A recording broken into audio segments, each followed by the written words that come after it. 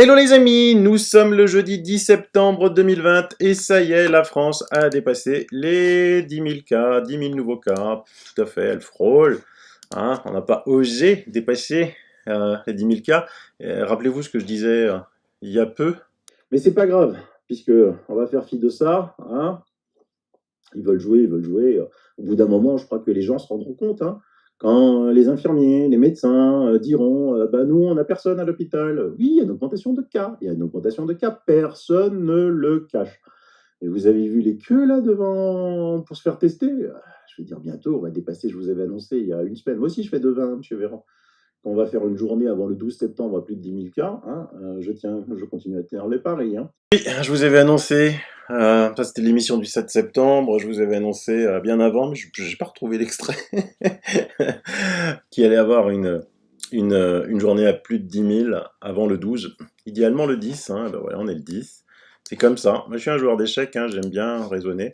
Donc ben, ils nous ont bien fait peur, donc maintenant eh ben, ils vont mettre, comme je l'ai dit hier, hélas, est-ce qu'ils vont oser confiner les Bouches-du-Rhône, les Paris, Rhône-Alpes, je ne sais pas. En tout cas, il y a de vrais bruits qui courent, il y a des arrêtés qui sont tombés là, hein. Il y a un arrêté tout frais, tout beau, tout neuf du 10 aujourd'hui.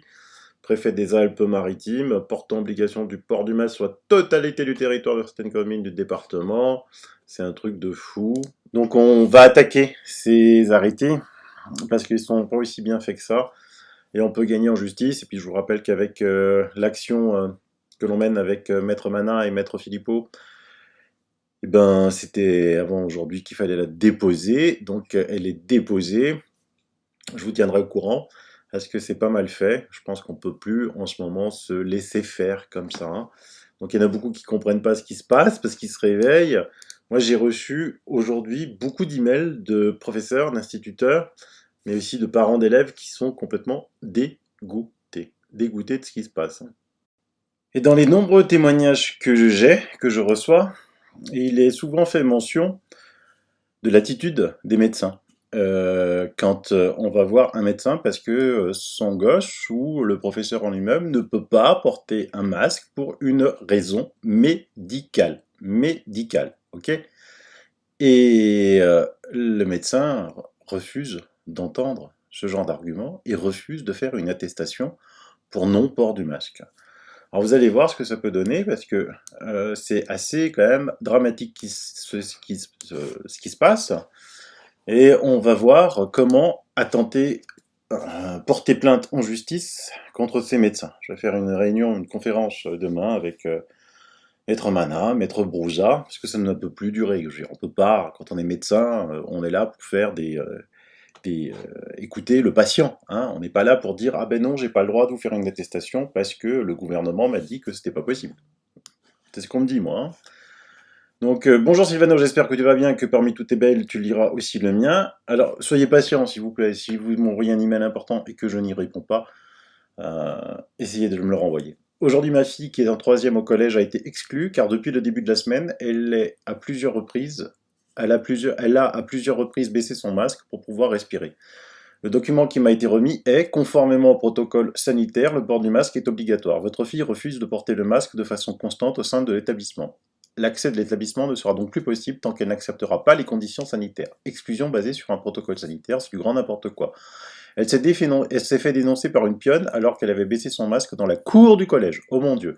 Mais où va-t-on? On marche sur la tête. Ma fille est handicapée. Elle est amputée des 2 pieds. Elle a un purpura fulminans à l'âge de 13 mois. Elle marche sur des prothèses avec un déambulateur. Les déplacements sont fastidieux pour elle. Elle veut juste respirer. De plus, elle a saigné du nez la semaine dernière. Elle n'a jamais eu ça de sa vie. Elle n'est pas un cas isolé. Le masque provoque aussi des saignements du nez. Je suis abonné à ta chaîne et je sais que tu n'aimes pas qu'on t'envoie des vidéos. J'ai filmé la scène lorsque je suis allé chercher ma fille. Donc si ça t'intéresse, dis-le moi, je te la transférerai. Alors là, je précise quand même que je n'aime pas recevoir des vidéos longues de YouTube, mais des vidéos de témoignages, elles sont toujours les bienvenues. À la suite du renvoi de ma fille, je suis allé à l'ARS de ma ville pour rencontrer en urgence un médecin référent afin qu'il fasse un certificat médical pour que ma fille cesse de porter le torchon à bactéries. Je ne m'attendais pas à grand-chose, mais j'avoue être tombé de haut en entendant toutes les inepties qu'a pu sortir ce médecin. Il tient un discours à gerber, basé sur rien, ignorant toutes les données scientifiques accessibles à tous. La situation de ma fille ne lui fait ni chaud ni froid. Il a osé lui dire « Si tu ne mets pas ton masque, c'est tous les parents d'élèves qui demanderont ton renvoi ». Je n'en reviens pas. Il m'a précisé qu'il ne ferait aucun certificat pour non-compatibilité de santé avec le port du masque. Je lui ai demandé ce qu'il ferait si un grand asthmatique venait le voir. Il m'a rétorqué que ça ne serait toujours pas une excuse pour ne pas porter le masque. Comment un soi-disant sachant peut dire à un enfant « Oh, tu sais, en Asie, on met des masques même à des enfants de 2 ans. » Waouh, quel merveilleux argument. Tu souffres du port du masque, mais tu sais, en Afrique, les enfants souffrent beaucoup plus que nous. Il ose parler de l'Afrique, c'est un super bon celui-là. Enfin voilà des arguments tous plus bidons les uns que les autres, je suis sidéré, vraiment. Moi aussi, moi aussi. Et aujourd'hui, pour tout vous dire, j'ai reçu une lettre. Bonjour Sylvano.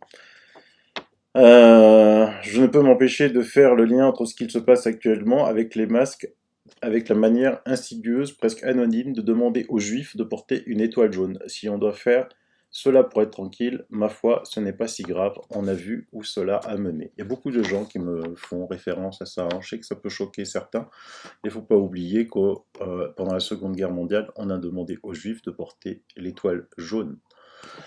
Et elle a fait un masque, avec une étoile jaune. Ça fait... Je ne supporte pas de devoir porter le masque parce que je vois ce qui se cache derrière, mais c'est aussi très inconfortable d'être en désobéissance perpétuelle et de risquer l'amende. D'où cette idée de porter l'étoile jaune pour être dans les clous, tout en exprimant que je ne suis pas dupe. Oui, on n'est pas dupe. Parce que ce qui s'est passé après, c'est qu'on a opposé les Juifs aux Français. Le Juif était mauvais. Il fallait dénoncer le Juif. Et les Français ont été les champions du monde à dénoncer les Juifs aux nazis. Ça me rappelle un petit peu, dans les images que je vous ai montrées en début d'émission, ça là, diviser pour mieux régner. Ceux qui portent le masque contre ceux qui ne veulent pas porter le masque. Parce qu'on va voir juste après que on traite l'information comme si ceux qui voulaient pas porter le masque étaient des idiots et que ceux qui le portaient étaient intelligents. Alors que toutes les études scientifiques montrent que le port du masque ne sert à rien. Mais on traite l'information aux ordres. Je vais vous le démontrer après. On va juste regarder une petite vidéo de ce qui s'est passé avec cette femme qui m'a écrit. Veuillez patienter, nous recherchons votre correspondant. Bonjour. Bonjour. Allez, bonjour. Je veux bien que vous mettiez votre masque, s'il vous plaît. Je suis désolé, mais voilà. Donc, je vous ai préparé un courrier. D'accord. Il y a une date de début, une date de fin, un nombre de jours d'exclusion prévu. Mais il n'y a pas d'exclusion. Mais... J'ai noté que l'accès à l'établissement à Dieneba ne sera donc plus possible tant qu'elle n'acceptera pas les conditions sanitaires. C'est tout. Mais non, normalement, une sanction, il y a une date de début. Sanction, mais madame. C'est une sanction. Non, ce n'est pas une sanction. Vous excluez ma fille de l'école parce qu'elle demande le droit de respirer, ok. Elle a saigné du nez la semaine dernière, ok. Et vous me dites, c'est pas une exclusion, mais non. Je reprends ma fille pour la mettre dehors. Et vous vous rendez compte, le mot exclusion, vous savez ce que c'est? Je vous demande de mettre votre masque, s'il vous plaît. Si ça vous fait plaisir, c'est une exclusion non, en bonne et due forme. Moi, je veux un papier qui me dit... Mais c'est pas une exclusion. Voilà si c'est une exclusion, je veux...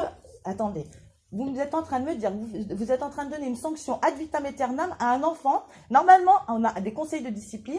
Si ma fille n'est pas gentille, on la vire 1, 2, 3, 4 jours, on l'exclut. Comme exclure, c'est ne pas... Ce n'est pas une exclusion. C'est une exclusion. C'est que tant que Dienaba refusera de porter le masque en permanence dans l'établissement, elle ne pourra pas venir au collège. Donc, qu'est-ce que vous avez prévu pour ces enfants-là qui demandent le droit de respirer et qui veulent suivre leur scolarité? Vous avez prévu quoi? Il y a Pronote, et je vous l'ai noté, il y a Pronote. Mais Pronote, vous savez qu'il a été plus que médiocre, heureusement qu'il y avait des... Mais je lui refuse l'accès à l'établissement. Vous l'excluez? Oui, mais si vous voulez, oui. Ben voilà, donc c'est une exclusion. Oui, si vous voulez. D'accord, ok. D'accord. Très bien. Ça marche. Je vous dis à bientôt. Je ne lui accepte pas l'accès dans le Oui, vous l'excluez Non, ad je vitam l'exclus pas, aeternam. madame, vous jouez. Si. Non, Non, c'est vous qui jouez sur les mots. On est à l'école. Une C'est exclusion, vous ça qui reste une exclusion. madame, c'est vous qui n'êtes pas dans la logique, D'accord? qui voudrait que votre fille, elle est prête à rester à l'école. Oui. Sauf qu'elle dit, ma maman dit que, etc. Non. etc. Ah non, Non, elle a ah non, saigné par du contre, nez. j'ai pas dit Bah, ça. alors attendez, Non, il par va contre, j'ai falloir pas dit arrêter une petite chose, c'est qu'ils font preuve de discernement, ok? Le bien, le mal, ils savent ce que c'est, d'accord? Elle a jamais saigné du nez de sa vie, ok? Elle saigne du nez parce que les muqueuses sont sèches, parce qu'il fait 30 degrés, parce qu'on leur demande de porter un masque 8 heures par jour. Il manque de discernement, vous pensez que c'est mon sentiment, ça? Mais ça, madame. Donc t'es une imbécile, les enfants pensent pas par eux-mêmes, en fait, c'est ça, les enfants pensent pas par eux-mêmes, c'est ce que vous pensez en tant que... Pas du tout. Bah, Mon vous Dieu. venez de le dire, Vous ne c'est- me sais pas. Bah, vous venez de dire, Mais c'est les idées de je tes n'ai parents. pas dit ça. Vous Mais voulez dire c'est que- incroyable, ça. Bah, vous venez de dire, c'est l'idée de ta mère. Mais oui, vous Moi, je venez vais aller de à dire- l'école, mais ma maman me dit que c'est pas bon, donc tu dis que c'est pas bon. Oui, mais c'est mon propre choix. J'ai pas envie de porter le masque, j'arrive pas à D'accord. respirer. Eh ben, C'est mon propre après, choix, c'est tu pas sais, ma mère qui me dit. Diana Bar, qui me dit, fais tu ça. sais que tu ne peux être au collège que si tu portes le masque. Oui, mais je demande juste à respirer. Non mais, bien sûr que tu demandes à respirer. Sauf que je te dis, moi, tu ne peux être dans le collège que si tu portes le masque. Mais tout à l'heure, vous m'avez Quand dit. tu es juste devant la porte à parler avec d'autres et que tu as le masque qui est descendu, je peux pas être d'accord. Mais pourquoi Ouais, je suis ça- même pas dans le collège? Mais là t'es bien dans le collège quand t'es devant Ah, ça le me Mais fait quand bon, t'es par là. contre, on peut parler tous les soirs avec ses copines devant agglutinées. Ça Non, ça parce pose que quand aucun ils sont- problème. quand C'est ils pas sont- vrai. À la sortie de l'école, ils sont tous ensemble en train de se dire bonjour, en train d'écouter de la musique. Moi, j'emmène ma fille à l'école, je le vois. Pas de chance, je suis en vacances. Donc, je vois ce qui se passe. D'accord? On leur demande quand Ils ils ne sont. portent pas leur masque, ils sont tous ensemble, ils s'aiment, ils s'embrassent, ils s'adorent, c'est la belle vie. C'est pas bien, vous pensez que c'est bien ça, donc on manque de discernement, et tout de suite, ah bah non, mais tes parents c'est des extrémistes et tout, ils pensent comme ça, donc tu penses comme ça, tu saignes du nez, elle arrive même pas à marcher, elle a du mal à respirer, et c'est ça, il lui manque ses deux pieds, et vous pouvez même pas faire preuve de discernement en disant, bon, c'est vrai que des fois on peut un peu lâcher le morceau, parce qu'en réalité il n'y a rien, Je lui ai dit, ça nous protège pas. Ça, en tant qu'infirmière, vous savez la grosseur d'un virus, bordel. enfin, moi, je vous dis très franchement que si je ne fais pas appliquer ce qui est décidé, je fais une faute professionnelle. Donc voilà, vous avez bien entendu un discours complètement débile. On vire mon enfant de son école. J'ai pas de date, elle est sanctionnée, mais j'ai pas de nombre de jours, j'ai pas de date de début.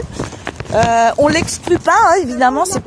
C'est pas une exclusion, ça ne s'appelle pas une exclusion. Mais je récupère ma fille, par contre, hein, on me demande de venir la récupérer. Alors ça, c'est vraiment trop drôle qu'ils assument même pas. Et bon, ils font ça au nom de l'éducation nationale, donc je vais pas laisser ça comme ça. Voilà, le droit de respirer. Ma fille est handicapée, d'accord ? Il lui manque ses deux jambes, elle demande un peu à respirer et on lui accorderait 5 minutes par jour. 5 minutes.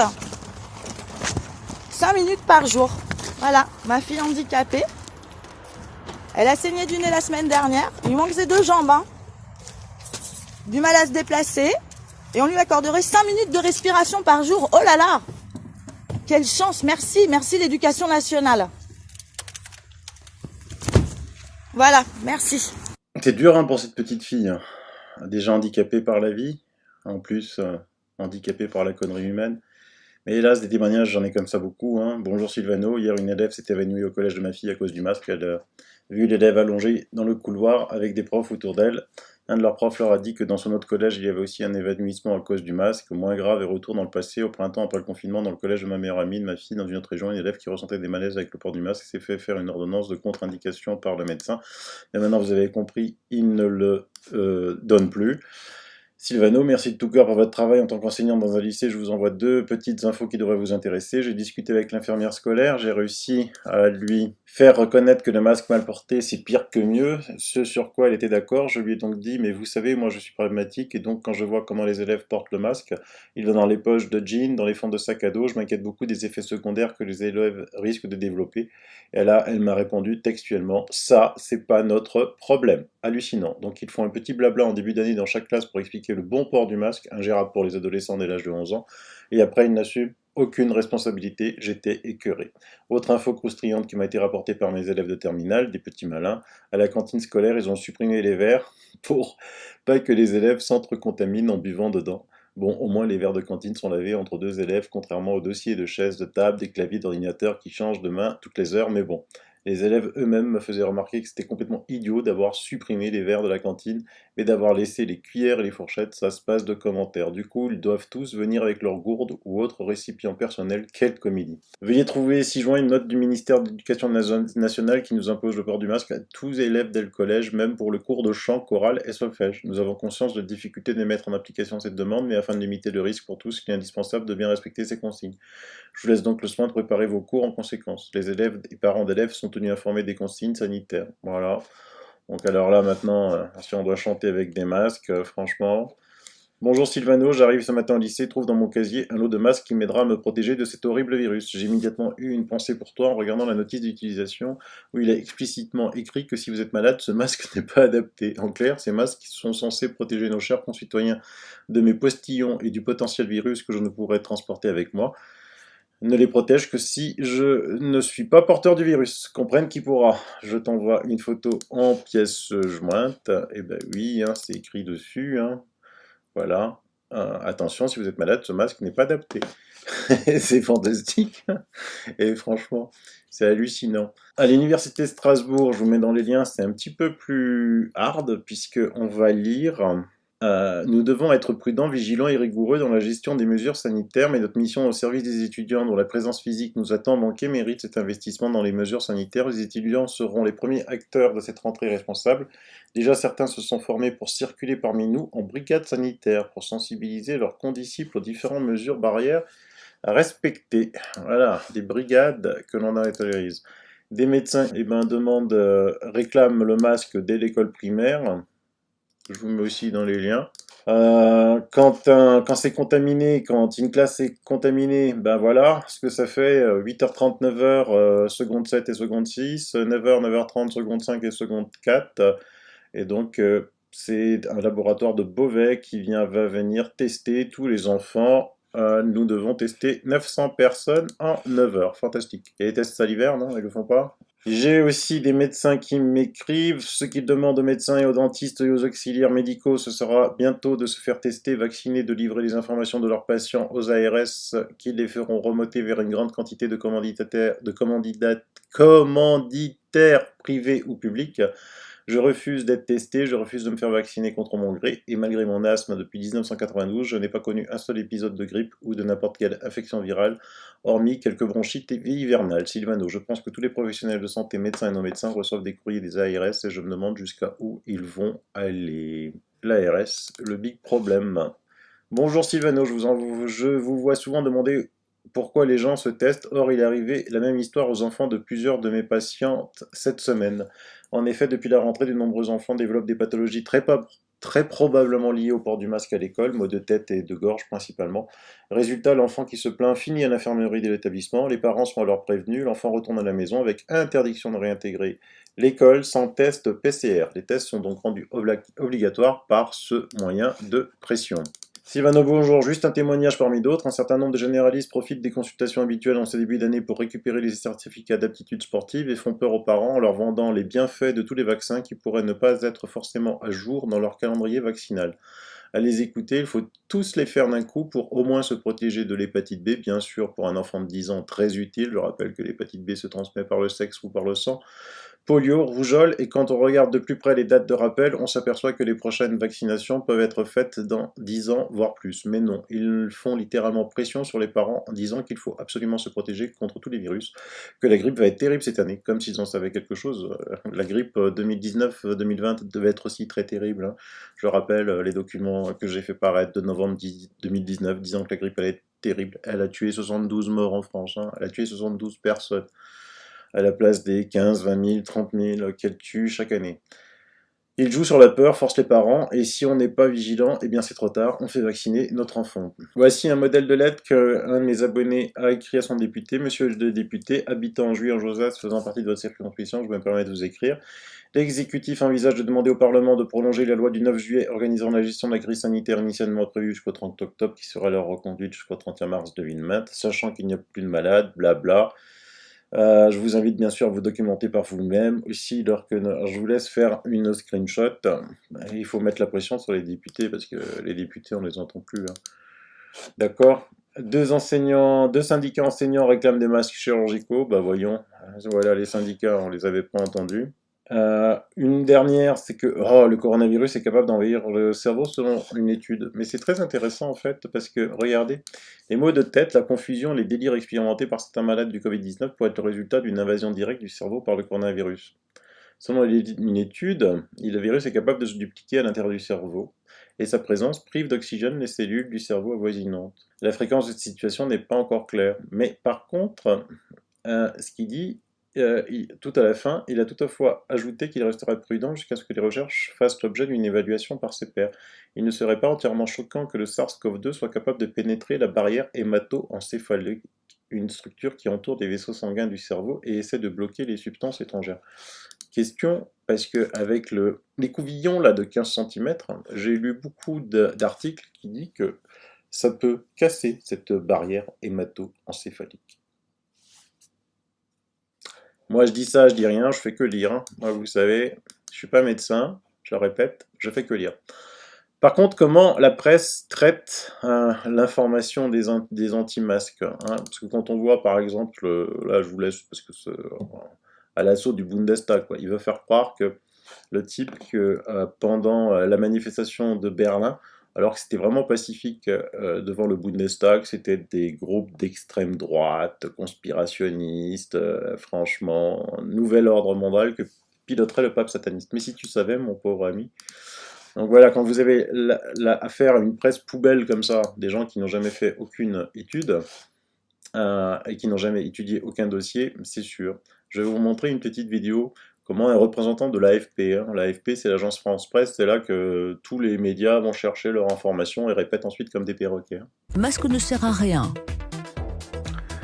C'est faux, et à peu près là-dessus, il y a l'unanimité pratiquement de tous les chercheurs et de tous les spécialistes. Vous aurez toujours une minorité de gens qui sont convaincus que vous leur mentez. Un des pourvoyeurs du numéro 1, quasiment une spécialité de fake news, hein, c'est Donald Trump. Est-ce que vous passez encore du temps avec lui, sur lui? Évidemment, on travaille beaucoup sur ce que dit Donald Trump et ce que disent les partisans de Donald Trump. Ces derniers jours, on a les masques, vous allez vous étouffer, les masques, vous allez avoir de la moisissure.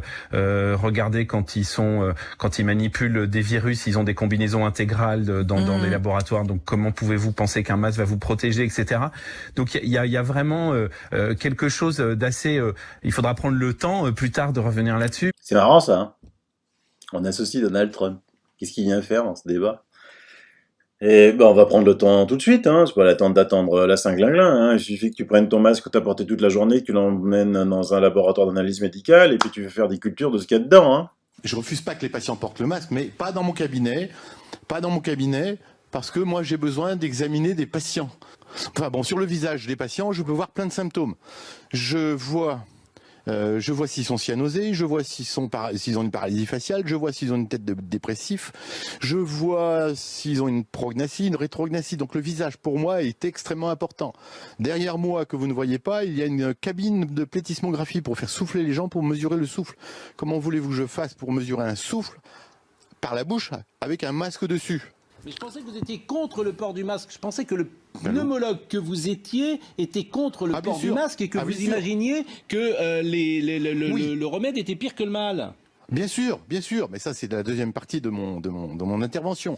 Alors avant de continuer, je voudrais dire que je ne suis ni d'extrême droite, ni d'extrême gauche, ni extrémiste. Comme les journaux semblent dire que nous sommes tous les gens contre le masque. Non, nous sommes simplement des citoyens. Moi je suis pneumologue et le masque ne sert à rien et va peut-être, je dis bien peut-être, je dis peut-être comme les pro-masques disent qu'il y aura peut-être une deuxième vague, je dis peut provoquer peut-être d'autres maladies comme des pneumococcis, des méningococcis, etc. Parce qu'un masque, au bout de 2 heures, c'est dégoûtant. Il se remplit de nos germes personnels dans la bouche, puisque nous sommes tous porteurs sains de milliards de germes très pathogènes. Et un masque, au bout de 2 heures, c'est un bouillon de culture. Donc on va assister peut-être, tout comme les autres disent qu'il y aura peut-être une deuxième vague, moi aussi je suis dans la boule de cristal, comme eux. Je dis que peut-être on aura des pneumococcis, on aura une épidémie de méningite, de pneumopathie, etc. en septembre, octobre ou novembre, j'en sais rien. Mais je raisonne comme eux, à la boule de cristal. Donc vous dites que le port du masque est contre-productif, ça sert à rien, vous dites, et non seulement ça sert à rien, mais ça peut provoquer des maladies. Bien sûr. Pourquoi le port du masque ne sert à rien? J'ai les courbes de Santé publique France. Je ne sais pas si vous les voyez, mais il suffit d'aller sur Internet, vous les avez. Vous avez les courbes de Santé publique France, qui est un organisme d'État, qui est un organisme public, qui dit que la première courbe en haut montre que c'est le nombre des entrées en réanimation. Il y a eu le pic de mars-avril et on a une décroissance continuelle depuis fin mai, pour arriver à un taux quasiment nul maintenant. Vous avez le taux des hospitalisations qui a montré un pic aussi en mars-avril, et on a quasiment plus grand-chose maintenant. Et vous avez le nombre des décès, et comme le professeur Toussaint, que j'admire et que je respecte, dit c'est le nombre de décès qui est le seul critère actuellement à retenir dans une épidémie comme la nôtre. Le taux de décès, maintenant, il y a un plateau. Il y a quasiment plus de nouveaux décès au Covid. Donc, pourquoi obliger 67 millions de personnes à porter un masque alors qu'il n'y a plus rien? Pourquoi? On fait des dépistages. Ça aussi, c'est Santé publique France. On fait des dépistages à l'appel. On trouve, selon le Progrès de Lyon, 42 673 cas positifs. Ils sont où les malades? Ils sont où les morts? Ils sont dans des fosses communes qu'on nous cache? Il n'y a plus de morts, il n'y a plus rien. Ces 42 673, ce sont des porteurs sains.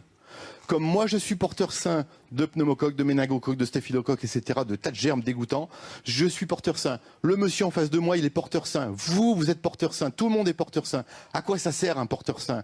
S'il n'y avait pas les porteurs sains pour en retenir la bactérie ou le virus, mais on serait tous malades, ça serait une hécatombe. Il y aurait des morts partout, ça sentirait le cadavre partout dans les rues. On marcherait sur les cadavres, etc. Il faut arrêter la psychose. L'épidémie est finie depuis fin mai. Et comme en virologie respiratoire, il n'y aura pas de deuxième vague. Il n'y a jamais eu de deuxième vague en virologie respiratoire, sauf peut-être pour la grippe espagnole en 18-19. Mais ça, c'est un autre problème. Tous les gens sensés vous diront qu'il n'y a pas de deuxième vague à attendre. On va attendre dans 15 jours. Monsieur Véran a dit dans 15 jours. Il y aura une deuxième vague, je l'attends avec de pied ferme. Et dans 15 jours, c'est mon passage à l'ordre des médecins. Si les rues ne sont pas jonchées de cadavres, c'est que j'ai raison. Voilà, dès que quelqu'un d'intelligent dit quelque chose d'intelligent, mais qui ne va pas avec la pensée unique, on le traite d'extrême droite. C'est un truc de fou, il fait partie de la fachosphère d'extrême droite. Bienvenue, hein. On est tous de la fachosphère d'extrême droite. C'est marrant, Marine Le Pen, on l'entend plus. Pendant la crise, là, elle a disparu. Mais alors, les rangs de l'extrême droite, de la fachosphère d'extrême droite ont grossi. Hein. Oh là là là là. C'est assez incroyable et c'est surtout pitoyable de la partie en face qui n'ont aucun argument parce que tout ce qu'ils disent, monsieur, je pense que tous les médecins, tous les infirmiers, enfin tous ceux qui ont fait un peu de médecine le savent, mais ils mentent parce qu'ils ont peur. Ils ont peur. Allez, on écoute quelqu'un encore qui n'a pas peur. Que font ces tests? Ils font non pas le diagnostic d'une maladie grave, comme c'était le cas en mars et en avril, et à ce moment-là, ils ont été développés pour justement aller chercher tous ceux qui, gravement malades, devaient être testés, diagnostiqués, tracés avec leur sujet contact et isolés. Cette stratégie-là était extrêmement importante et devait reposer sur des tests avec très peu de faux négatifs. Donc on devait avoir une grande sensibilité. Qu'a-t-on maintenant? Une épidémie qui est beaucoup moins létale, 100 fois moins de décès qu'au printemps, et nous avons des tests qui sont surpuissants. Nous arrivons donc à 90% de formes de tests qui vont trouver positifs des gens qui ne sont pas transmetteurs, qui ne sont pas contagieux et qui sont juste porteurs soit d'un virus qu'ils ont rencontré, soit d'un virus contre lequel ils ont réagi eux-mêmes en défendant leur organisme, soit simplement de traces virales et pour 10% d'entre eux, de virus encore actifs sur lesquels, là, il faut trouver les bons tests pour trouver cette population. Je vais préciser les choses sur les tests.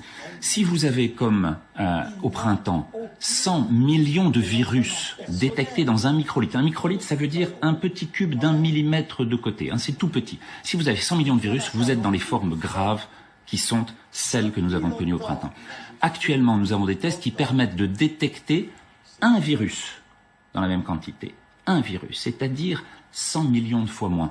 Et aucun des tests rendus par les personnes qui les testent avec les bonnes méthodes ne disent quel est le seuil avec lequel l'amplification a été faite et qui change tout, parce que au-delà de 24 cycles d'amplification, on sait que les personnes sont très peu contagieuses. Au-delà de 32, on va arriver dans des zones qui sont infinitésimales, et au-delà de 35, on ne peut même plus avoir en culture un virus détecté. Ce qui veut dire, une fois de plus, que l'importance maintenant de la charge virale doit être communiquée pour qu'on puisse comprendre sur le plan épidémiologique à quoi l'on a affaire. Mais entre Quand nous, on est testé positif, il faudrait qu'on sache quelle est notre charge virale. Absolument. Et est-ce qu'on est du coup contagieux? C'est bien ça que je qui va comprends. donner le risque de contagiosité. Or, ces mesures-là ne sont pas données. Il faut qu'elles le soient. On peut les donner? Il faut qu'elles le Évidemment qu'il a raison. Avec tous ces cas positifs là qu'on a depuis 10 jours, hein, 100 000 Français qui ont été testés positifs là, vous pensez quoi, hein? Alors après, si on vous dit « Ah oui, mais regardez, le nombre de lits en réanimation est presque atteint. » Comme l'article que je vous ai montré hier. Il y avait 16 lits, 17 lits à la Timone, il y en a 14 qui sont pris. Putain, vous aurez un département de 2 millions d'habitants. Bah, attendez. Alors, racontez-moi qu'à Strasbourg, il y a 5 lits pour le Covid et que 3 sont pris, quoi. Ah, secours! Allez, on écoute 2 autres personnes très intelligentes, ça va vous stimuler pour la suite. Moi, j'avais beaucoup de respect pour nos institutions, pour le ministère de la Santé. J'ai travaillé pendant des années et là, je ne reconnais plus la République française, quoi, qui n'est plus au service des citoyens, des malades, et qui fait un film sur cette pandémie qui ne correspond plus à la réalité. Tout ça, c'est des médicaments pas chers. Et ça gêne le plan de Big Pharma qui voulait utiliser la pandémie pour nous fourguer un médicament très cher par voie intraveineuse qui marche pas et qui est un peu toxique, et puis pour nous fourguer le vaccin. Et le New England Journal of Medicine, les plus grands journaux médicaux du monde, soient tombés dans la publication d'études frauduleuses. Ils l'ont reconnu eux-mêmes, ils ont rétracté leurs études. Que les rédacteurs en chef de ces 2 journaux ont dit oui, on est complètement infiltré par l'industrie pharmaceutique. Beaucoup d'articles qu'on publie sont pourris et sont sous l'influence de l'argent. On voit que l'industrie pharmaceutique est en train de contrôler le monde. C'est pas moi qui le dis, mais j'ai beaucoup de témoignages d'anciens de l'industrie pharmaceutique que j'ai connus il y a plus de 20 ans, qui me disent « Christian, bravo pour votre combat. Quand on était dans l'industrie, c'était pas ce monde-là. Ils sont horrifiés de voir la dérive. Laurent Alexandre a fait des discours eugénistes absolument épouvantables. Ce monsieur n'a pas soigné de malade depuis des années. Je ne sais pas pourquoi il est sur tous les plateaux pour parler du Covid alors qu'il n'a pas vu un seul cas. Les Allemands sont beaucoup plus libres. Il n'y a jamais eu de persécution des médecins en Allemagne comme on a en France, comme par exemple sur la maladie de Lyme. On ne persécute pas les médecins en France. On a Bien sûr, sur la maladie... un État centralisé, certes. Non, c'est jacobin. Toute tête qui dépasse est coupée. Sur la maladie de Lyme, c'est mon combat depuis 20 ans. Les médecins tombent, on les accuse de charlatanisme, comme ce Laurent Alexandre qui lance charlatanisme et qu'il aille s'occuper de malades avant de dire ça. C'est de pire en pire. On était libre il y a quelques années. Maintenant, d'année en année, on est en train de nous mettre des normes, et toute personne qui sort des normes ces normes sont édictées par des sociétés savantes très liées à l'industrie pharmaceutique, et on dit tout médecin qui sort de la norme, il doit être condamné. On voit les caisses d'assurance maladie qui sont ravies, qui foncent là-dedans, le Conseil de l'ordre des médecins dans certains cas, parce que le Conseil de l'ordre, moi j'ai rien contre le Conseil de l'ordre, ils essaient de faire leur boulot, mais ils sont influencés, et c'est grave ce qui se passe actuellement. Les médecins de plus en plus n'ont plus leur liberté de prescription, et c'est une attaque très grave contre le serment d'Hippocrate. Et nous sommes en direct avec Laurent Toubiana, épidémiologiste, chercheur à l'INSERM. Bonjour et merci d'être avec nous sur RT France. On vient de l'entendre, Emmanuel Macron qui promet donc de nouvelles mesures demain pour donner de la visibilité pour les prochaines semaines au vu de la multiplication de cas. Est-ce qu'on est, selon vous, à l'aube de cette fameuse deuxième vague ? Non, je ne crois pas que nous soyons à l'aube d'une fameuse deuxième vague. Je pense au contraire que cette deuxième vague est une théorie qui n'a jamais été vérifié depuis qu'on connaît les épidémies modernes. Donc cette espèce de peur répandue par un conseil scientifique en nous disant que le nombre de cas augmente, etc., depuis des semaines, tout ça n'est pas fondé sur un raisonnement épidémiologique, mais fondé plutôt sur la peur. Donc voilà, non, je ne crois pas du tout à la prochaine vague épidémique, car si une vague avait dû arriver, elle serait arrivée comme c'était prévu par les mêmes personnes dès la fin du confinement, c'est-à-dire dès le déconfinement, on se retrouvait à peu près normalement dans le même état qu'à l'origine de l'épidémie. Cette vague épidémique aurait dû reprendre, elle n'a pas repris.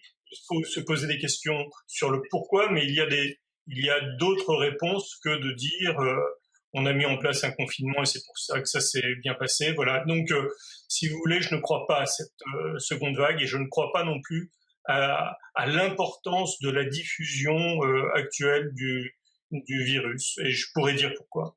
Alors là, évidemment, je comprends que les gens soient perdus, hein, parce qu'on écoute ces fantastiques professeurs d'un côté, on écoute les médias de l'autre, on se dit, on est perdu, hein. Théorie du choc, Naomi Klein, chaud-froid, blanc-noir, et on est paumé, et les gens sont complètement, ne savent plus quoi penser, ne savent plus quoi dire. Ouais, bon, je vous l'ai dit, je vous l'ai répété plusieurs fois, tout ça va aller plus loin jusqu'au mois de novembre, certainement jusqu'à la mi-décembre. Pourquoi ? Parce qu'il y a les élections américaines et que c'est ça l'enjeu. C'est la bataille entre les mondialistes, ceux qui veulent un nouvel ordre mondial, et ceux qui n'en veulent pas. Et vous avez bien compris que la cible, souvent, c'est Trump. Ça a été la cible pendant très longtemps, quoiqu'il a été nominé pour être quand même prix Nobel de la paix, hein, Trump. Ça sera quand même le premier président américain à n'avoir fait aucune guerre, à ne pas avoir de sang sur les mains. On l'a donné à Obama, qui est le président américain qui a le plus de sang sur les mains, donc voilà. Et en plus, il a fait un accord historique qui est passé évidemment sous silence en France, un petit peu entre les Émirats Arabes Unis et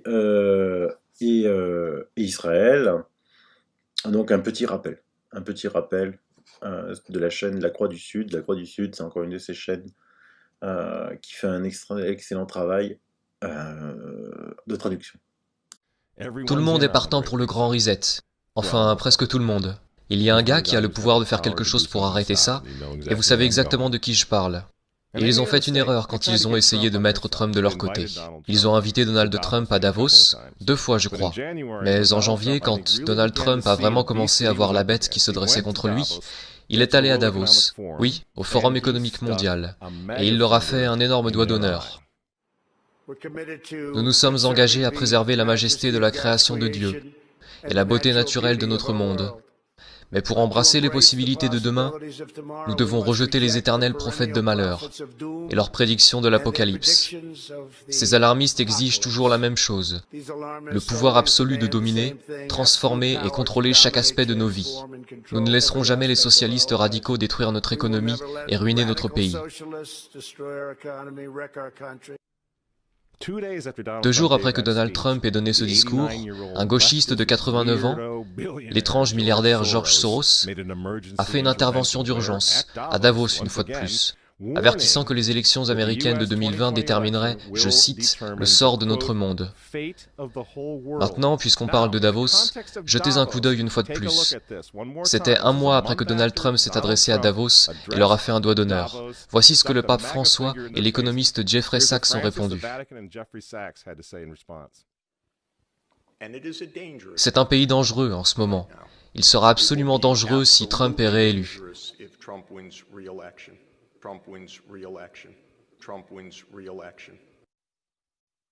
François a invité ce type au synode sur l'Amazonie en tant qu'invité d'honneur et conseiller.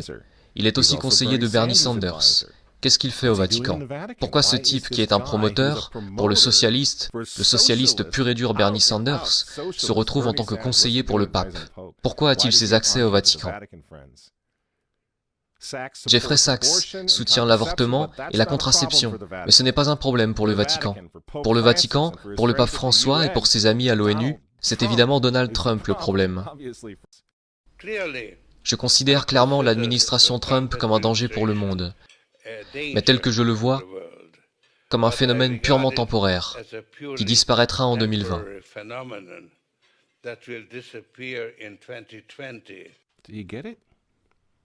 Vous comprenez? Vous voyez pourquoi il y a tant de haine envers Trump? Parce que malgré tous ses défauts, il est capitaliste, il n'est pas mondialiste. Il ne sera jamais l'un d'entre eux. C'est pourquoi il a retiré les États-Unis de l'accord de Paris sur le climat. Donald Trump a retiré les États-Unis de l'Organisation mondiale de la santé, l'entreprise de Bill Gates.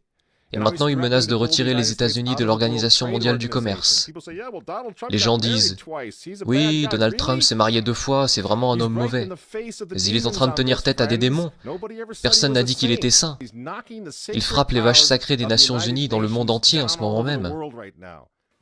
L'Assemblée générale vote couramment à 185 voix contre les États-Unis sur presque tous les sujets désormais. Et vous vous souvenez, puisqu'on parle des Nations Unies, en novembre 2019, juste avant que le coronavirus arrive, Trump est allé aux Nations Unies, à l'Assemblée générale, et il a déclaré la guerre au mondialisme. Les dirigeants avisés mettent toujours le bien de leur propre peuple, de leur propre pays, en premier. L'avenir n'appartient pas aux mondialistes. L'avenir appartient aux patriotes. Peu après le discours que Donald Trump a livré à l'ONU, que s'est-il passé? Le coronavirus s'est répandu dans le monde, et l'économie américaine qui était en plein essor a été mise sous assistance respiratoire. Pensez-vous que c'était un accident? Donc quand ils vous disent, et qu'ils nous disent à tous, de rester à la maison, de porter un masque, pour que grand-mère ne tombe pas malade, vous devez comprendre ce qui se passe vraiment. Ils ne se soucient pas de votre grand-mère. Ils ne s'occupent pas des personnes âgées. Ils ne se soucient pas des bébés. Ils veulent les avorter, afin de pouvoir sauver notre société. Ils avortent des millions de bébés dans le monde entier. Ils ne se soucient pas des bébés, ils ne se soucient pas des personnes âgées. En réalité, si vous voulez sauver votre grand-mère, dites aux mondialistes de rester loin d'elle. Vous vous souvenez comment certains d'entre eux, comme Cuomo ou d'autres du même genre, ont renvoyé des patients atteints du coronavirus dans les maisons de retraite? Voilà à quel point ils se soucient de votre grand-mère. Et le but du jeu est maintenant de mettre l'économie des États-Unis à genoux, la réduire à néant, pour que tout le monde réclame le grand reset. Rendre cette nouvelle normalité si anormale que même vous et moi, vous savez, dans un avenir proche, nous supplierons pour avoir des vaccins.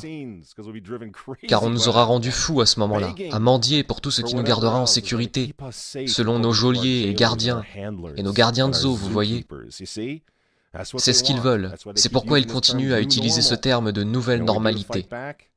Vous voulez combattre? Retournez au travail, retournez à l'école. Si vous êtes en bonne santé, retirez votre masque. Et pour l'amour de Dieu, retournez à l'église et priez pour que Trump l'emporte en novembre. C'est à ça que sert le grand reset. Le faux dossier russe, l'impeachment. Vous voyez? Pendant 4 ans, ils ont essayé d'arrêter cet homme, car s'il renforce l'Amérique, s'il la rend à nouveau forte, s'il sauve l'économie une seconde fois, le grand reset n'aura pas lieu. Le nouvel ordre mondial va être rejeté, et qui sait quand ils auront une opportunité comme celle du coronavirus à nouveau. Et ils le savent. Alors je vous pose la question. Pourquoi détestent-ils cet homme? Ces gens, ces hommes, ils détestent Dieu, ils détestent les enfants, ils détestent la famille traditionnelle, ils vous détestent, et ils détestent Donald Trump, dont les opposants politiques d'ailleurs en ce moment sont en train de déboulonner des statues de saints, de frapper des policiers et de brûler des drapeaux. Vous dites que vous n'aimez pas Trump? Je suis désolé les amis, mais on s'en fiche, cela n'a plus vraiment d'importance. Vous pensez à la personnalité de Trump ou à ses tweets, mais regardez la situation dans son ensemble. Le choix est simple, les amis. Levez-vous avec les Américains dès maintenant, ou tombez avec le nouvel ordre mondial dans un avenir pas si lointain. Il n'y a pas d'autre choix.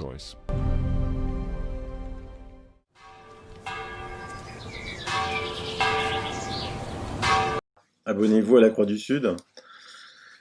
Vous avez vu un petit peu le problème. Alors pourquoi je vous ai dit tout à l'heure que ça risque de durer jusqu'à mi-décembre? Parce que faut pas croire que en novembre, le 3 novembre, on va aller voter aux élections US et que ça va se passer comme ça. Hein. Pas du tout. Hein. Zuckerberg annonce qu'il sera celui qui décidera qui remportera l'élection américaine. Vote par correspondance, une caméra de surveillance a filmé une énorme pile de courriers jetés dans un parking en Californie. Parce que les démocrates sont toujours pas décidés à aller au vote physiquement. Par contre, ils sont prêts à retourner à l'école à partir du 4 septembre, c'est-à-dire le lendemain de l'élection. Franchement. Donc en fait, qu'est-ce qui va se passer? Comme il va y avoir beaucoup d'incertitudes, vous savez, c'est pas la France, hein, les États-Unis au niveau élection. Rappelez-vous, dans la primaire démocrate, la toute première élection, on a dû attendre, je crois, 48 heures avant de savoir qui avait gagné cette primaire démocrate. Là, ça risque de durer plus longtemps.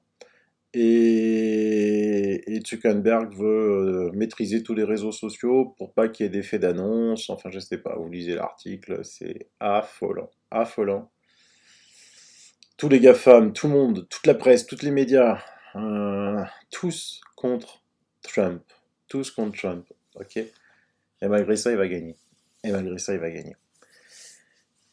Donc ça risque de durer. Une petite nouvelle sur Annecy, parce que la dernière fois j'avais fait de la pub pour Annecy, et ben 500 citoyens se sont levés à Annecy le 29 août, hein. C'est plus que Paris. Annecy qui met la piquette à Paris, les gars. Et donc il recommence le dimanche 13 septembre à 14h30 à Annecy, depuis les jardins de l'Imperial Palace, lors d'un grand rassemblement régional festif, pacifique et solidaire pour nos libertés. Et donc allez-y, allez-y. En plus, il fera beau, donc passez un bon week-end à Annecy et en même temps manifester. Vous avez quand même des bonnes nouvelles, hein, des bonnes nouvelles de mon ami Carlo Alberto Brusa. On va terminer avec lui et une chanson. Une chanson et franchement, c'est bien. Donc Carlo Alberto a reçu un courrier des policiers. Et la chanson, elle est géniale. Allez, bye bye, bisous. C'est important que vous avez aujourd'hui une structure qui s'appelle les policiers indignés, qui commencent à être fatigués. Et ils ont écrit Macron, et ils nous ont communiqué ce courrier, pour faire comprendre que, effectivement, quand j'ai toujours dit, bien sûr, les policiers exécutent, après il y a des baïonnettes intelligentes, après il y a ceux qui se battent. Et là, c'est un courrier incroyable. Monsieur le Président, policiers en colère, contre l'obligation du port du masque. Nous exigeons l'abrogation des textes obligeant le port du masque. C'est très fort, chers amis. C'est très fort. Monsieur le Président de la République, Monsieur le Premier ministre, etc. Selon les propos publics d'éminents professeurs en médecine, aucune étude sérieuse ne valide l'emploi de masques dans la lutte contre la propagation d'un virus. Ce sont des policiers qui l'écrivent. Bien au contraire, diverses voix scientifiques plus nombreuses chaque jour remettent publiquement en cause l'efficacité de ces masques. Et chose plus inquiétante encore, alarmante, sur la dangerosité d'une telle pratique généralisée. Certains évoquent un risque d'hypoxie avérée. Réfléchissons en ce instant comment peut-il être inoffensif de respirer pendant des heures avec un masque. Les décrets obligeant le port du masque se basent sur les recommandations de l'OMS ainsi que sur le Conseil. Or, l'OMS a déjà fait preuve de son incompétence en la matière dès l'année 2009, déclarant la grippe H1N1 pandémie mondiale. Ce qui s'avérait faux. Ce sont des policiers qui écrivent cela, chers amis. Des policiers. Le Haut Conseil de la Santé publique, quant à lui, est composé de membres qui ont des liens d'intérêt avec des entreprises pharmaceutiques privées. Bravo les policiers. Ils disent ce que nous avons répété depuis des mois. Que moi aussi, Sylvain Lotrotte et d'autres, moi je ne suis pas lanceur d'alerte, je cite les lanceurs d'alerte. Dans ces conditions, ces décrets représentent une grave atteinte, écoutez bien, aux libertés individuelles et un danger sanitaire. Nous revendiquons pour nous et pour nos concitoyens la liberté pour chacun de décider à porter des masques ou non. Mais c'est magnifique. Et nous dénonçons fermement ces décrets arbitraires comme illégaux avec le soutien de plusieurs personnalités juridiques. Par ailleurs, Monsieur le Président, sachez qu'il a respecté scrupuleusement les recommandations, changer son masque tous les 4 heures. L'achat des masques FFP1 représente un surcoût de 350 € par mois en moyenne pour une famille. C'est magnifique.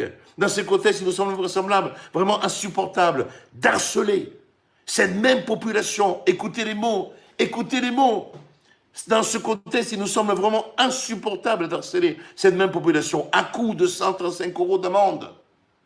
Car, outre les difficultés financières, nos concitoyens nous attendent surtout pour régler leurs problèmes d'insécurité. Précisément la raison même de notre engagement. Nous, forces de l'ordre, que ce soit police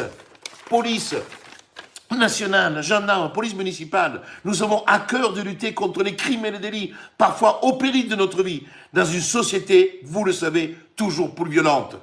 Monsieur le Président, nous vous demandons officiellement, faites abroger ces décrets et arrêtés qui ne font ni honneur à la France, ni à notre vocation. En effet, avec nos moyens d'action limités, nous manquons cruellement d'effectifs, d'équipements et les enjeux de sécurité publique qui sont les nôtres, nous vous les garantissons. Nous avons mieux à faire que de faire la chasse aux masques de papier, d'autant que ces derniers sont inutiles dans la lutte contre le Covid.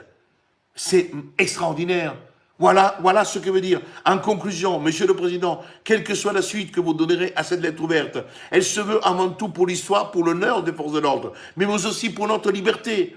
Nos concitoyens sachent qu'il y a des policiers, des gendarmes qui sont scandalisés par ces mesures liberticides. Nous, policiers indignés, nous ne collaborons à ce sinistre projet qui voudrait bâillonner les Français jusqu'à leur dernier, le droit de respirer normalement. Nous pensons aussi à nos collègues, chauffeurs RATP, à qui on impose cela depuis des semaines, à nos militaires, à nos enseignants. Nous pensons à nos enfants. Honte à vous, honte à ce gouvernement lorsque les ordres sont manifestement illégitimes. C'est un devoir impérieux pour tout policier de ne pas obéir, mais de résister aux lois scélérates.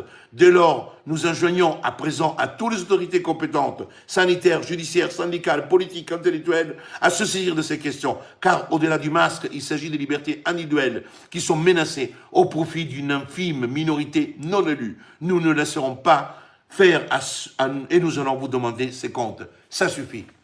Voilà, chers amis. Voilà, chers amis. Je ne vous ai pas lu intégralement la lettre. Je vous ai lu quelques extraits. J'ai eu la chair des poules quand je lis cette lettre. J'étais vraiment touché parce que je dis, voilà, si des policiers envoient à Réaction 19 cette lettre, si des policiers, c'est que les policiers ont compris notre message.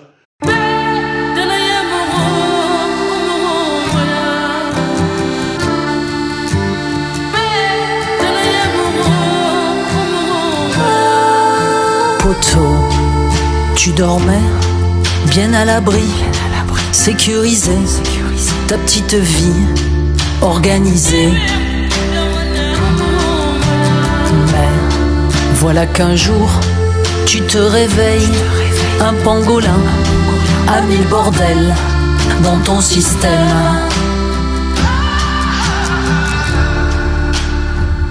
Et tu vois le troupeau, où tous belles dans un coin, face à face, dos à dos, c'est l'effet pangolin. Et tu vois le troupeau qui a si peur des chiens, où tous courent le dos, c'est l'effet pangolin. Elles te reviennent, les grandes questions existentielles. Tata Simone a rejoint le ciel. Qu'est-ce que l'on fout là à s'étourdir, vivre comme des rats pour enrichir lobby GAFA.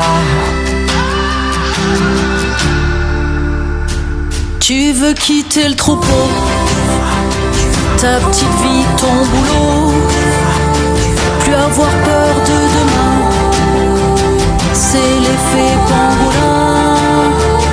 Tu veux quitter le troupeau pour vivre un autre destin, ne plus courber le dos, c'est l'effet pangolin.